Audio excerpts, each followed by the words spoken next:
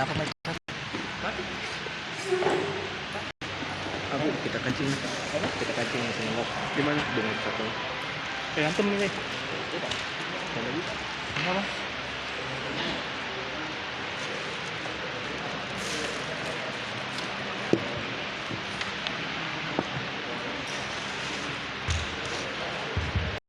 Tes, cek, cek, cek, cek. Nah, ini. Ya, Middle-nya saja kita kasih main supaya ada lebih warnanya. Middle-nya saja kita kasih. Coba tes. Coba tes supaya dia kita kedengaran sampai Cek, seperti itu. cek, Ini di mana Bang? Ya, Biar low-nya agak rendah sedikit. cek, cek, cek, cek. Ya, nyala. Ini ada kita kancing. Oh iya, iya tuh. Dah kita ini.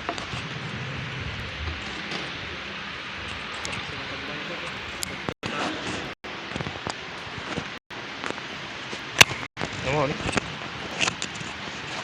Jepit di tangannya sampai masuk. Oh iya. Oke, jepit-jepit saja ini kalau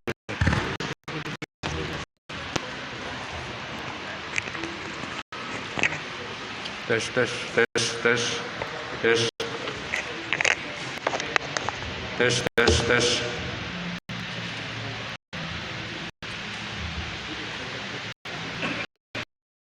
وقيل هذا الذي كنتم به تدعون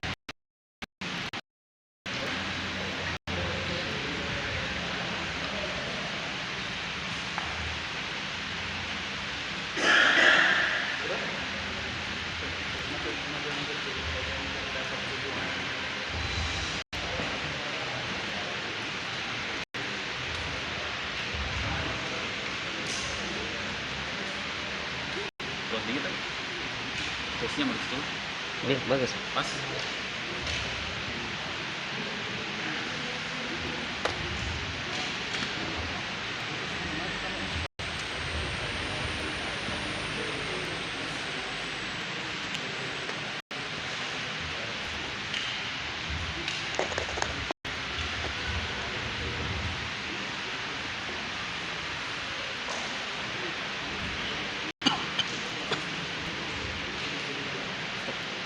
Kita serong sedikit ke kanan. Begini? Pasti dikit. Nah, kita sebelah kanan. Kanan dikit. Begini.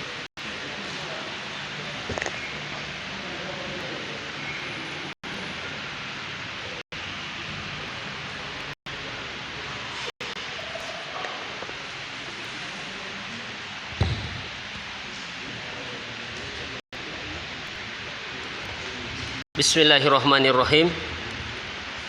Assalamualaikum warahmatullahi wabarakatuh. Alhamdulillah.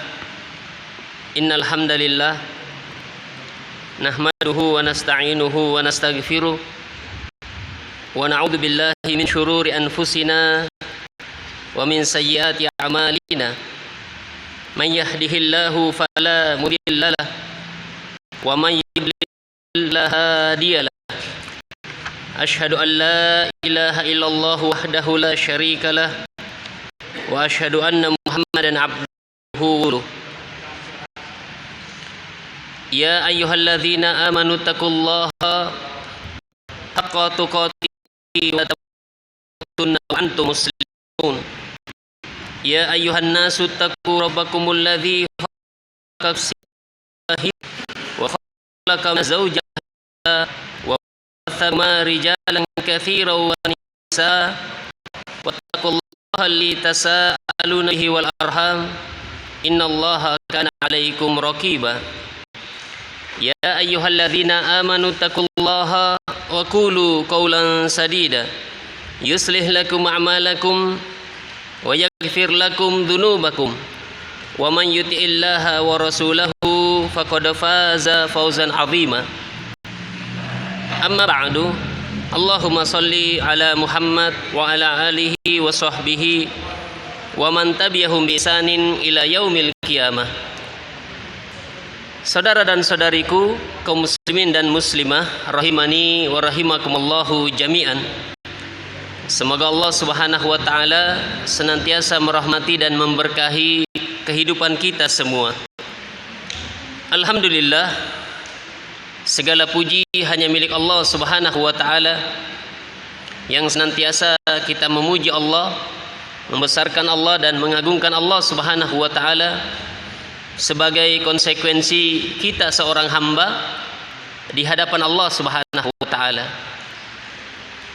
Alhamdulillah, kembali kita melanjutkan pembahasan keutamaan tauhid dan bahaya dari kesyirikan. Keutamaan tauhid yang disebutkan para ulama jumlahnya puluhan, bahkan mendekati ratusan. Karena tauhid ini perkara yang sangat penting dan sangat genting dalam kehidupan manusia.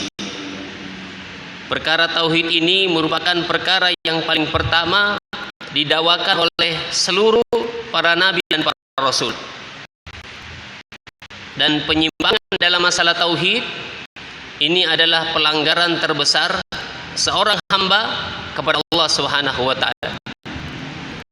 Umat-umat terdahulu sebelum diutusnya Nabi kita Muhammad sallallahu alaihi wasallam, mereka ketika tidak beriman kepada nabinya langsung diturunkan azab.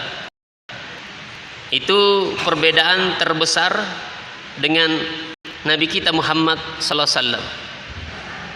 Adapun Rasulullah sallallahu alaihi wasallam yang Allah sebutkan tentang hikmah diutusnya beliau, wa ma arsalnaka illa rahmatan lil alamin. Tidaklah kami mengutus engkau ya Rasulullah kecuali rahmat bagi seluruh alam. Jadi alam ini seluruhnya mendapatkan rahmat setelah Nabi kita diutus. Apa perbedaan yang paling signifikan dengan diutusnya nabi-nabi sebelum Rasulullah? Orang-orang yang tidak beriman dengan Rasulullah tidak diazab. Itulah rahmat diutusnya Rasulullah SAW. Berbeda dengan umat-umat sebelum Rasulullah. Umat terdahulu ketika dia tidak beriman dengan nabinya, itu langsung diazab. Adapun setelah diutusnya Rasulullah, orang yang tidak beriman sekalipun dia mendapatkan rahmat. Dan alhamdulillah, kita yang hidup ketika kita beriman kepadanya, ini perkara yang mulia, kenikmatan yang sangat besar yang tidak bisa dibandingkan dengan seluruh isinya. Jadi kenikmatan ini yang mestinya kita jaga, kita lindungi, kita pelihara. Dan jangan sekali-kali kenikmatan ini digadaikan demi untuk mendapatkan dunia atau perkara yang berkaitan dengan dunia. Di antara tauhid, orang yang bertauhid ketika dia mengucapkan la ilaha illallah, dia tidak batal tauhidnya dengan kesyirikan, maka Allah Subhanahu wa taala akan menjadikan hamba tersebut surga. Jadi masa depannya orang bertauhid jelas. Ada masa depannya, berbeda dengan orang-orang musyrik. Orang yang musyrik tidak ada masanya. Mungkin di dunia dia senang, mungkin juga dia tidak senang. Tapi yang jelas di akhirat nanti tidak ada bagian kecuali dan siksa. Karena keimanan ini semua mampu beriman. Tidak ada manusia yang tidak mampu beriman. Karena iman itu tidak dikaitkan dengan kemampuan. Siapa yang tidak mampu beriman dengan Allah yang Esa? Semua orang mampu. Siapa yang tidak mampu dengan hari akhir, beriman dengan malaikatnya, kitab? Itulah Rasulullah SAW dan riwayat Bukhari dan Muslim. Ketika beliau bersabda, kullu ummati yadkhulun, semua umatku akan masuk surga. Jadi semua umat ini diutusnya Rasulullah masuk surga. Illa man aba, kecuali yang tidak mau. Bukan Rasulullah katakan kecuali yang tidak mampu. Semua orang mampu masuk surga. Tidak ada manusia yang tidak mampu. Kita ini semuanya tanpa terkecuali punya bakat untuk masuk surga. Jadi ada orang yang tidak masuk surga itu bukan karena dia tidak mampu, tapi karena dia tidak mau. Kalau mampu, dia mampu. Karena ini akidah, ini tauhid, ini perkara yang Allah tidak tolerir. Kalau ada manusia yang hidup kemudian dia menyekutukan Allah, Allah Subhanahu wa taala tidak maklumi itu. Karena dia mampu mentauhidkan Allah. Dia mampu ikhlas beribadah, tapi dia sendiri yang tidak menggunakan kemampuannya. Jadi semua umatku masuk surga kecuali yang tidak mau. Jadi kalau ada orang di neraka itu memang karena tidak mau masuk surga.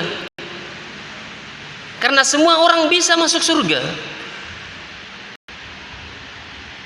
Itulah ketika sahabat mendengarkan sabda Nabi ini, beliau heran atau mereka heran. Ada orang yang tidak rindu surga, kenikmatannya, kelezatannya, keabadiannya. Ada orang yang tidak rindu semua itu, tidak ingin. Ini menunjukkan orang ini ada yang cacat dalam dirinya. Orang seperti ini tidak bagus akalnya, walaupun dia profesor, walaupun dia doktor. Tidak pernah rindu dengan surga dan kenikmatan yang Allah janjikan di akhirat kelak. Ketika para sahabat heran, mereka bertanya, "Wa may ya'ba ya Rasulullah?" Siapa umat itu tidak mau masuk surga? Jadi umat itu ada dua, ada yang namanya umat dakwah, ada yang namanya umat ijabah. Umat dakwah itu semua orang yang lahir setelah diutusnya Rasulullah SAW, itu namanya umat dakwah. Agama apapun dia, itu umat yang didakwai oleh Rasulullah SAW supaya menuju keimanan. Ada yang namanya umat ijabah. Umat ijabah itu umat yang sudah mengimani, menerima dakwah Rasulullah SAW. Jadi kalau ada kata umat itu harus dirinci dulu. Ini umat apa yang Rasulullah SAW maksudkan. Jadi semua umat ini masuk surga kecuali yang tidak mau. Ketika sahabat bertanya, "Wa may ya'ba ya Rasulullah?" Siapakah yang tidak mau itu ya Rasulullah? Baru Rasulullah sebutkan, "Wa ma'ani dalal jannah." Siapa yang taati aku, beriman dengan mengikuti petunjukku, sunnah, tuntunan, ajaranku, itulah umatku yang masuk surga. Dan Rasulullah bersabda, "Waman asoni," siapa yang bermaksiat kepadaku, tidak beriman denganku, tidak mengikuti tuntunanku, ajaranku, faqad aba, itulah yang tidak mau. Jadi semua orang bisa masuk surga, mampu masuk surga. Kalau ada orang tidak masuk surga, itu karena memang dia tidak mau, bukan tidak mampu. Semua orang bisa masuk surga, mau kaya, mau miskin, mau cacat, mau sehat, mau tinggal di kota, mau tinggal di desa, lulus SD, tidak lulus SD, yang S2, S3, semua bisa masuk surga. Kalau ada orang yang tidak masuk surga, itu karena dia tidak mau. Dan begitu agama. Agama itu bukan masalah tahu atau tidak tahu, paham atau tidak paham. Masalahnya mau atau tidak mau. Nah, itu yang jadi masalah. Fir'aun, Qarun, Namrus, Abu Jahal, Abu Lahab, dan semua gembong-gembong kekafiran itu dari dahulu sampai sekarang dan akan datang, itu bukan orang tidak tahu, bukan orang tidak paham, bukan orang tidak mengerti, tapi orang tidak mau. Dan dalam agama kita, kalau orang tidak mau bagaimana?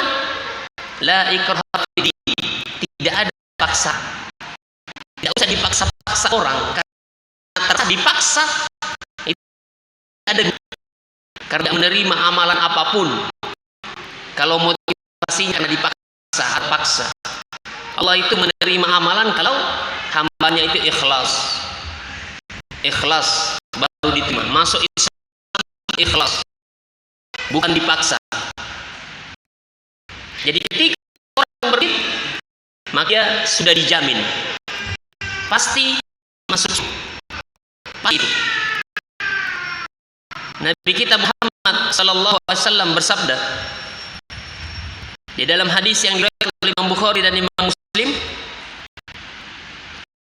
man syahida an la ilaha illallah wahda la syarika lahu wa anna Muhammadan abduhu wa rasuluh.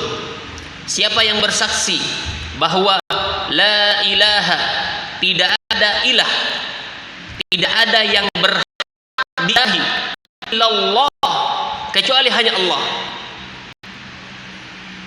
Ini ucapan la ilallah ada dua rukunnya ya. Yang pertama an-nafyu, dibersihkan dulu, disterilkan dulu. Kemudian al-itsbat, ditetapkan. La ilaha, tidak ada yang berhak diibadahi. Dibersihkan dulu, ditiadakan dulu, disingkirkan dulu semua. Setelah itu al-itsbat illallah, kecuali semata-mata Allah. Jadi kalau ada orang beribadah kepada Allah, beribadah juga kepada selain Allah, berarti dia tidak paham ini ucapan. Berarti dia menyelisihi rukunnya. Jadi ucapan ini ada dua rukunnya. Pertama dia bersihkan dulu, dia kosongkan dulu. Kemudian setelah itu dia tetapkan la ilaha, tidak ada yang berhak diibadahi kecuali hanya Allah. Nah, baru muslim dia.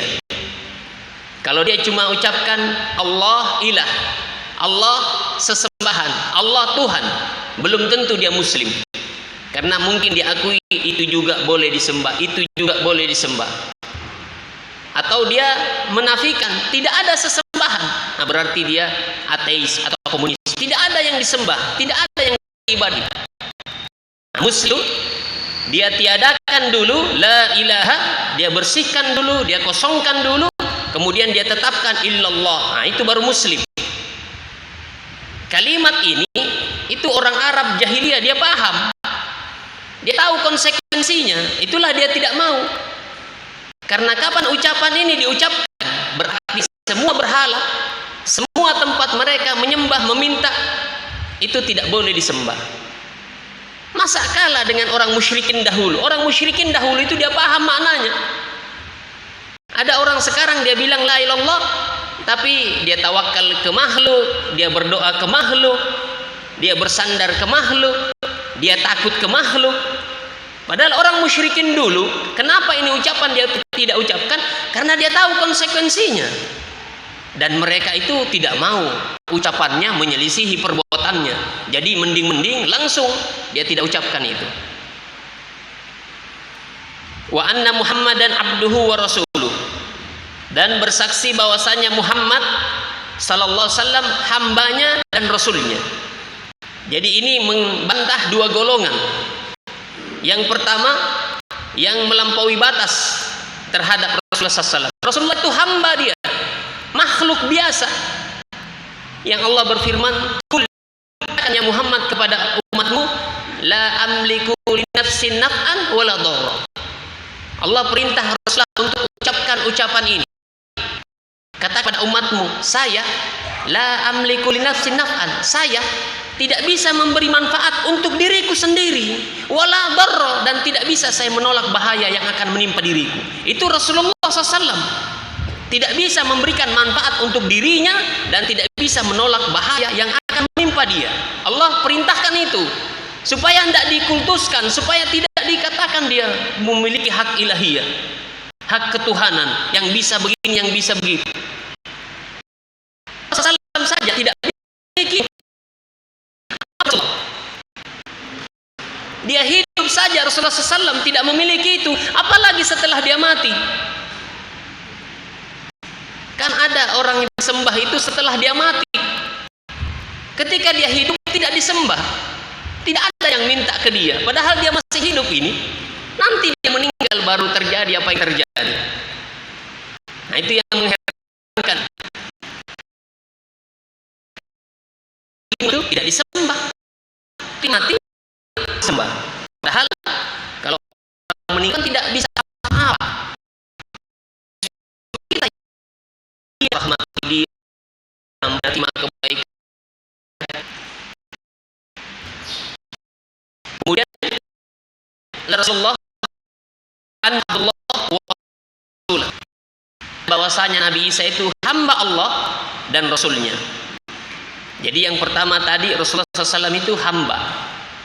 Dia tidak punya hak ilahiyah. Jadi jangan meminta, jangan berdoa kepada Rasulullah SAW, ya Rasulullah berikan saya ini. Tidak ada sahabat yang begitu. Kemudian Rasulullah SAW itu Rasuluhu, dia seorang Rasul, manusia yang diberi wahyu oleh Allah, yang diberi amanah, dipercaya oleh Allah untuk berdakwah. Ini membantah orang-orang yang menyepelekan beliau.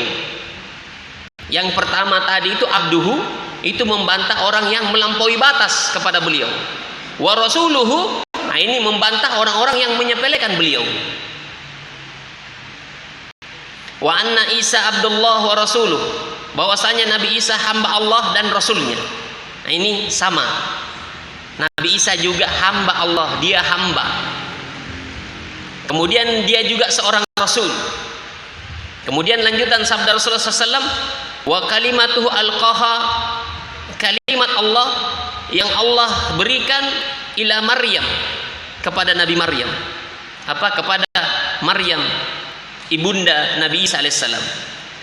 Jadi penafsiran para ulama alqaha, maksudnya Nabi Isa itu dia dicipta oleh Allah dengan kalimat Allah kun. Allah berfirman kun, maka jadilah. Inna mathala Isa indallah kamathali Adam. Perumpamaan Isa di sisi Allah itu sama seperti Nabi Adam. Ini Allah sebutkan dalam surah Ali Imran ayat ke-59. Inna mathala Isa indallahi kamathali Adam. Perumpamaan penciptaan Nabi Isa di sisi Allah itu sama seperti Nabi Adam. Khalaqahu min turab. Allah menciptakan Nabi Adam min turab, dari tanah liat. Tsumma qala lahu, kemudian Allah berkata, kun, jadilah, fayakun, maka jadilah. Jadi Nabi Isa begitu juga. Allah berfirman, kun, jadilah, fayakun, jadilah. Ibunya hamil. Itu Allah jelaskan tentang penciptaan Nabi Isa, sama seperti Nabi Adam. Ini yang dijelaskan para ulama ahli tafsir tentang makna dari wa kalimatuhu alqaha ila Maryam wa ruhu minhun, dan ruh darinya. Ruh di sini kata para ulama malaikat Jibril yang Allah tugaskan untuk meniupkan ruh di rahim Maryam. Kemudian wal jannata haqqun, dan orang yang bersaksi sesungguhnya surga itu benar. Wan nar haqqun, dan neraka itu. Jadi janji-janji bumi ini berita kosong, dan termanang terhadap hari akhirat. Kalau ada orang beriman dengan hari akhirat tapi dia tidak beriman dengan adanya surga, maka itu batal keimanannya. Wa jannah haqqun, betul-betul ada surga itu. Kenikmatan abadi di hari kebangkitan betul-betul ada. Wan nar haqqun, dan neraka pun ada. Surga dan neraka sekarang itu sudah dicipta, sudah tercipta sekarang. Apa kata Nabi kita? Adakhalahallahul jannah, maka Allah akan masukkan dia ke dalam surga ala ma kana min amal, amalan apapun yang dia perbuat. Jadi ketika seseorang bersyahadat dan syahadatnya benar, keyakinannya benar, konsekuensinya dia jalankan, tidak melakukan pembatal-pembatal syahadat, sudah dapat jaminan dari Rasulullah akan dimasukkan ke dalam surga. Di dalam riwayat Imam Bukhari dan Muslim, Rasulullah SAW bersabda, Innallaha harrama an-nar, sesungguhnya Allah Subhanahu wa taala mengharamkan bagi neraka. Man qala la ilaha illallah, siapa yang berkata la ilaha illallah, yabtagi bidzalika wajhallah, niatnya, tujuannya dia ucapkan ucapan itu mengharapkan wajah Allah Subhanahu wa taala. Jadi ini masa depan kita, optimis, ini harapan. Semiskin-miskinnya kita, mungkin di dunia ini kita sering sengsara kalau bahasa manusia, ujian demi ujian, cobaan demi cobaan. Tidak usah khawatir. Kalau dia suami, dia hibur istrinya, sabar deh, sebentar lagi kita akan punya istana. Karena di surga itu tidak ada orang yang tidak punya istana, semua punya istana. Kalau suaminya miskin, sabar deh, sebentar nanti saya akan jadi raja. Ingatkan dia. Kalau suaminya wajahnya pas-pasan, sabar deh, nanti di surga abangmu ini tampan. Nah, begitu juga istrinya. Kalau mungkin suaminya sering larak-lirik karena istrinya standar saja, tidak mungkin, nasihati, sabar, ini di dunia sarah. Kalau sudah kecantikan saya kalah bidari. Jadi saling mengingatkan, saling menghibur, dan ini bukan fiksi. Ini bukan berita dongeng ini. Ini diambil dari sabda-sabda Nabi kita Muhammad SAW. As-Sadiq wal Masduq, orang yang benar dan dibenarkan. Jadi keimanan ini betul-betul kita jaga. Dalam kondisi apapun kita tidak korbankan iman. Jadi sebaliknya, kalau orang tidak bertauhid, ya di dunia ini mungkin dia senang-senang, ada juga sengsara. Tapi kalau dia sudah meninggal, pasti sengsara itu. Tidak ada lagi kebahagiaan. Nah, dari Nabi kita diriwayatkan oleh Imam Muslim, sijnul mu'min wa jannatul kafir. Dunia ini penjara bagi orang beriman, surga bagi orang kafir. Nah, ini ada dua maknanya ini.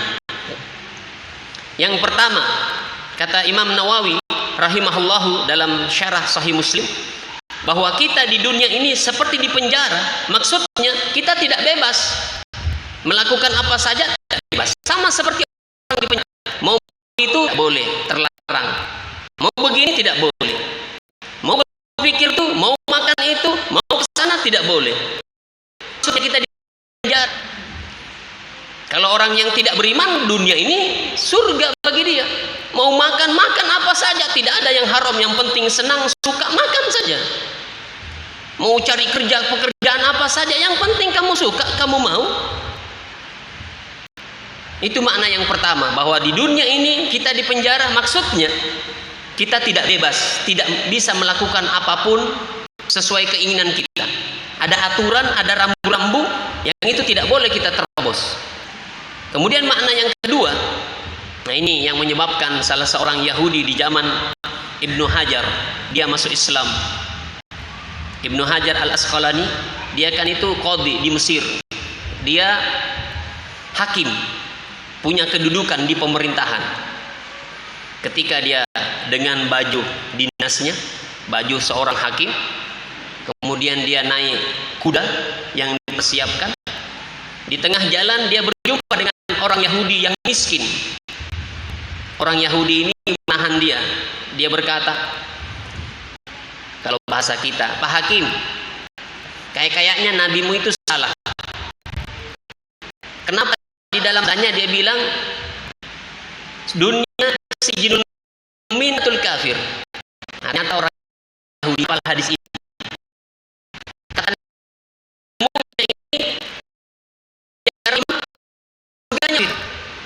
Tapi tak, Hakim, saya lihat kamu punya ini, punya ini. Padahal nabimu katanya orang beriman penjara. Saya ini yang tidak beriman, katanya surga. Kenapa saya miskin? Kayaknya nabimu itu terbalik. Dia bilang, apa jawaban Ibnu Hajar? Dan ini makna yang kedua dari tafsiran itu. Jawaban beliau, saya begini kondisi saya, begini keadaan saya di dunia itu saya seperti di penjara kalau dibandingkan dengan di akhirat. Maksudnya begini keadaanku, tetap saya ini di penjara dibandingkan dengan di akhirat. Karena di akhirat itu bebas melakukan apa Allah sudah bolehkan. Dan kamu, semiskin-miskinnya kamu itu seperti surga. Kalau dibandingkan dengan di akhirat, kamu disiksa, diazab dengan penderitaan yang menyedihkan. Oh, begitukah? Langsung dia bersyahadat, asyhadu an la ilaha illallah wa asyhadu anna muhammadar rasulullah. Jadi itu penafsiran yang kedua.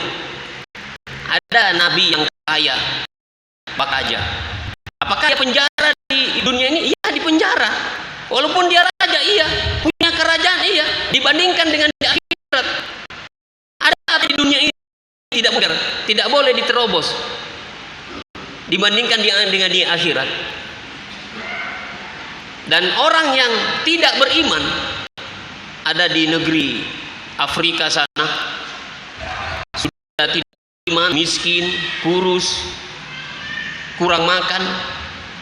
Masa dibilang surga itu? Ya betul, itu surga dia. Dibandingkan di akhirat nanti, diadab dia, disiksa. Nah itulah keutamaan kita beriman. Banyak-banyak kita bersyukur kepada Allah. Kita dilahirkan di Indonesia, beriman, orang tua kita muslim. Ini kenikmatan yang tidak bisa dibandingkan. Itu orang biasa hidupnya susah. Kalau dia bandingkan dengan yang di atas, coba dia bandingkan yang di bawah. Bagaimana saya kalau Allah lahirkan di Afrika sana, sudah kelaparan, begini. Bisa orang itu protes, ya Allah kenapa saya di Afrika dia lahirkan, kenapa tidak di sana ya Allah? Bisa protes. Tidak ada hak Anda mau protes kepada Allah. Jadi bersyukur kepada Allah Subhanahu wa taala. Kalau orang tidak bersyukur, dia suka lihat yang di atas. Padahal itulah apa terapi dari Nabi kita supaya kita bersyukur? Unduru ilaman asfala minkum. Lihatlah orang yang kehidupan dunianya lebih rendah daripada kalian. Nah, ini perintah. Lihat yang di bawah. Wala tanzuru ila man huwa fawqakum. Jangan kamu lihat yang di atas. Nah, ini larangan. Ini Anda langgar ini. Pantas Anda tidak bahagia, pantas Anda gundah gulana karena Anda langgar Nabi Anda. Rasulullah perintahkan unduru ila man huwa asfala minkum, lihat yang kehidupan dunianya di bawah kalian.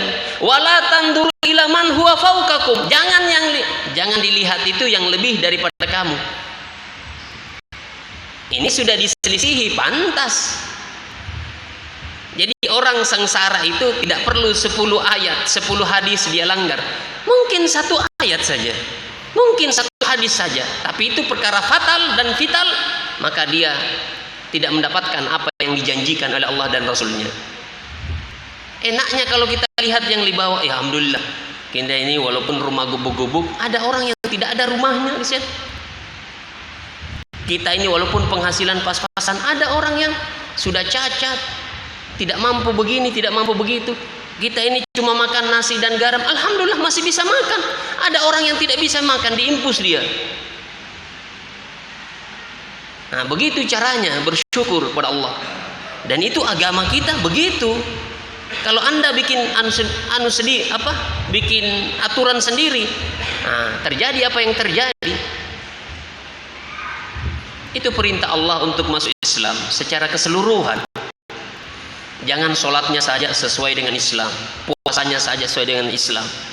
Giliran keyakinannya, giliran perasaan, giliran pikirannya bertentangan dengan Islam. Nah, itu yang jadi masalah. Allah perintah dalam surat Al-Baqarah ayat 208, ya ayyuhalladzina amanu, wahai orang yang iman. Kita kan sudah beriman ini. Apa perintah Allah? Udkhulu fi silmi, masuk ke dalam Islam secara sempurna. Jangan sholatnya saja sesuai Islam, puasanya saja, penampilannya saja. Giliran pikirannya bertentangan dengan Islam, giliran perasaannya bertentangan dengan Islam, giliran keyakinannya bertentangan dengan Islam. Berarti salah di situ. Di disuruh, diperintah, tapi belum laksanakan perintah.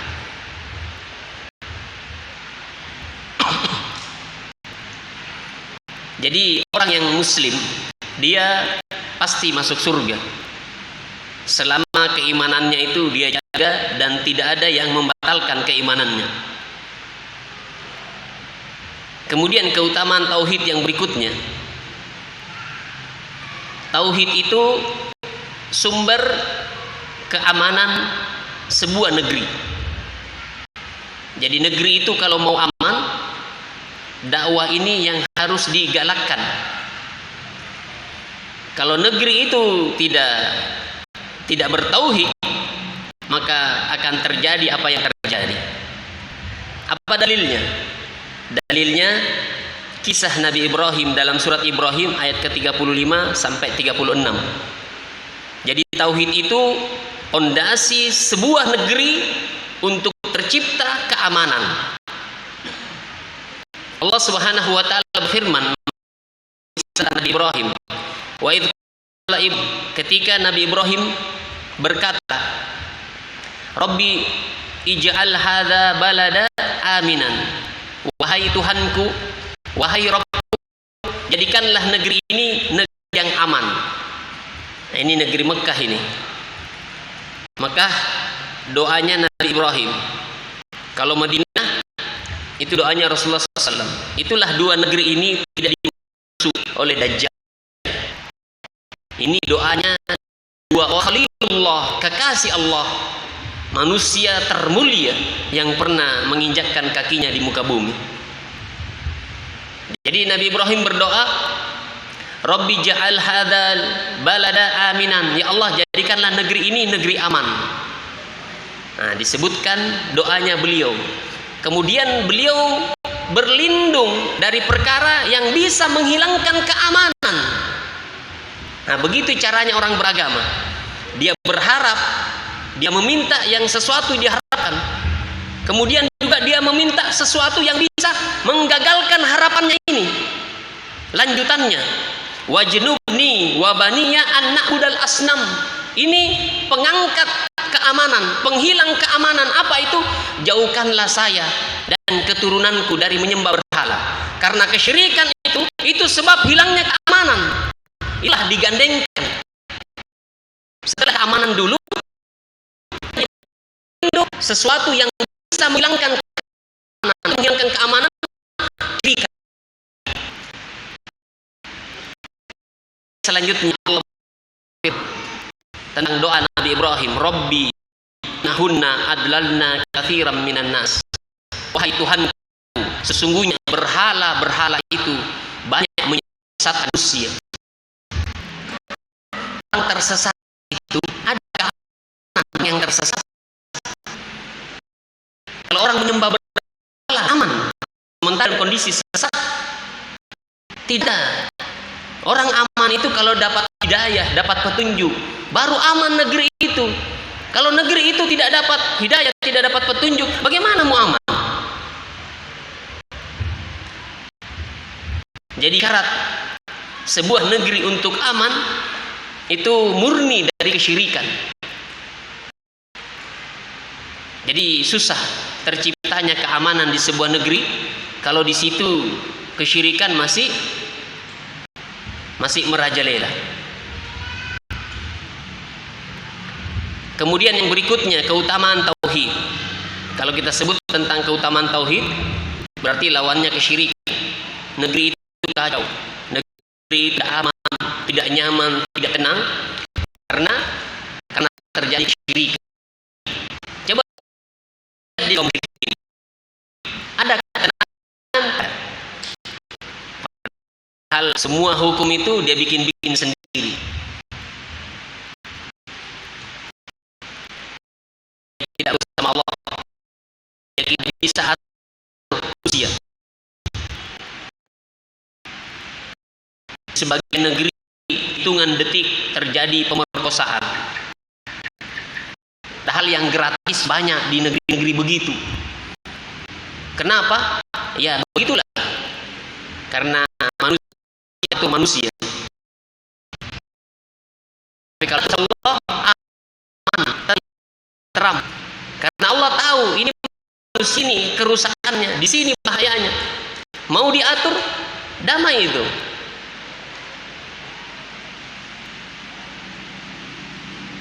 Lima menit lagi ya. Nanti di 3. Jam 7:15. Kemudian yang berikutnya, tauhid ini saking pentingnya dia, begitu mulianya dia, ini jaminan kesejahteraan. Jadi kalau mau hidup sejahtera, hidup itu tenang, jauh dari gundah gulana, maka perhebat tauhid, jaga tauhid, lindungi tauhid. Apa dalilnya? Allah berfirman dalam surat Al-Baqarah ayat ke-133. Allah mengkisahkan tentang nasihat wasiat Yakub alaihissalam ketika dia akan meninggal.